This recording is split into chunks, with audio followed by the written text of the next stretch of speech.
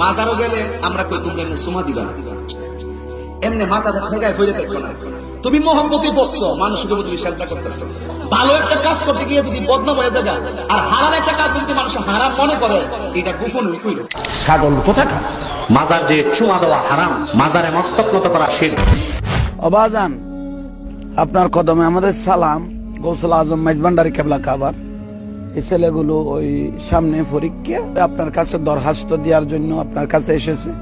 ভুল ত্রুটি মার্জনা করে তাদেরকে একটু কামিয়াবি করিও। وإذ قال لقمان لابنه وهو يعظه يا بني لا تشرك بالله إن الشرك لظلم عظيم।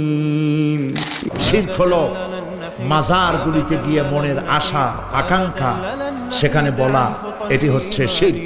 কোন মাজারে যাবেন না, কোনদিন যাবেন না, কোন প্রয়োজন নাই। বিপদে পড়েছে, উযু করবেন, মসজিদে চলে যাবেন, সুবহানাল্লাহ বলেন। মসজিদে গিয়ে 2 রাকাত কাজায়ে হাজতের নামাজ পড়বেন, আল্লাহর কাছে কাঁদবেন। মাজারে যিনি শুয়ে আছেন বিশ্বাস করেন, কোরআন শরীফ আমার সামনে, বিশ্বাস করুন যিনি কবরে শুয়ে আছেন আপনাকে 4 পয়সার উপকার করতে পারবে না।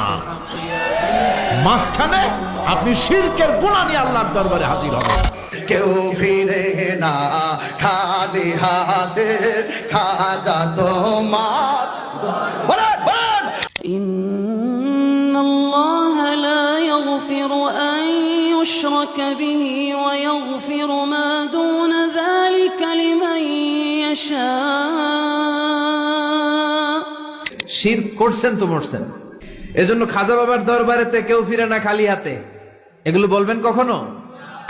ও নরম করা একটা দৃশ্য হচ্ছে জান্নাতুল বাকি, যেটা আমরা বাকিউল গারকাত বলি, যেখানে আপনি দেখবেন সাহাবায়ে কেরাম রাদিয়াল্লাহু আনহুমের কবর, যতদূর চোখ যায় তাদের কবর। কবরের কোনো মাজার নাই, সেখানে কোনো তাওয়াফ হচ্ছে না কবরকে কেন্দ্র করে, সেখানে কবরে কেউ ফুল চড়াচ্ছে না, একটা ছোট্ট পাথর দেখা যায়, খেলার কিছু না। পৃথিবীর সবচেয়ে শ্রেষ্ঠ মানুষগুলো সেখানে শুয়ে আছেন। তো দেখুন প্রিয় ভাইরা, অবশ্যই ওলি আউলিয়াদের কবর জিয়ারত করবে, কিন্তু মৃত ব্যক্তি আপনার কল্যাণ করতে পারবে? অকল্যাণ করতে পারবে?